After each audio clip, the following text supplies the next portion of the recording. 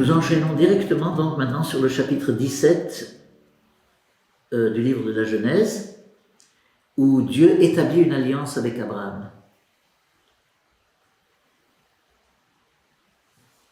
Il faudra un signe visible de cette alliance. C'est le précepte de la circoncision. Pour les petits garçons venant au monde, âgés de 8 jours, ils doivent être soumis à la circoncision, qui est une opération, évidemment, pratiquée dans la chair. C'est le signe visible de cette alliance que Dieu veut faire avec son peuple, à travers Abraham. C'est aussi le signe visible de cette appartenance exclusive de ce peuple à Dieu, le peuple qui appartient à Dieu.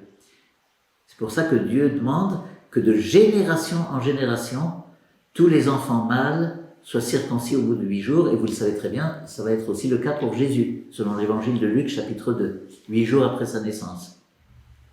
C'est très symbolique que cette alliance trouve une sorte d'expression de traduction dans la chair.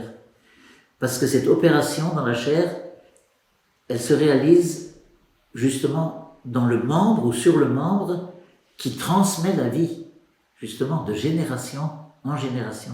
C'est comme ça que cette alliance se perpétue de façon visible. Donc, signe de l'appartenance à Dieu, le précepte de la circoncision.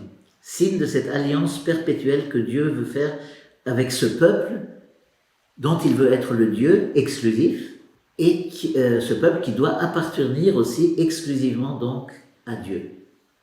Puis, Dieu enchaîne de nouveau avec des promesses, toujours aussi vertigineuses. Ta femme Sarah, je la bénirai, et même je te donnerai d'elle un fils. Il y a une nouvelle promesse là. Qu'en est-il d'Ismaël? On verra ça. Je lui donnerai un fils, je la bénirai, elle deviendra des nations, des rois et des peuples viendront d'elle.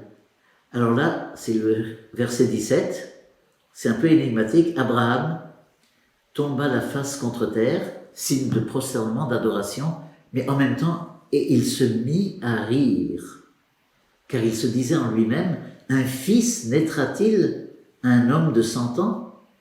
Et Sarah, qui a 90 ans, va-t-elle enfanter? Alors il rit. C'est pas un rire de moquerie, bien sûr que non, ni d'ironie, ni de dérision.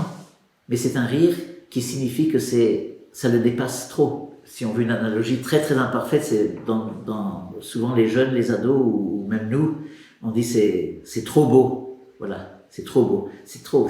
Qu'est-ce que Dieu me dit là? Mais c'est trop. C'est inimaginable. Alors il rit, mais c'est un rire de joie, une sorte d'exultation.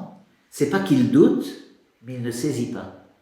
Alors ce qui est intéressant de savoir, c'est rire d'Abraham. Certains exégètes disent qu'en fait, c'est à ça que Jésus pensait au chapitre 8 de l'évangile de Jean. Vous savez, dans la grande confrontation avec les autorités juives, lorsque justement il parle d'Abraham, à un moment donné, il dit, si vous étiez vraiment fils d'Abraham, vous comprendriez, mais non, vous êtes fils du mensonge, etc.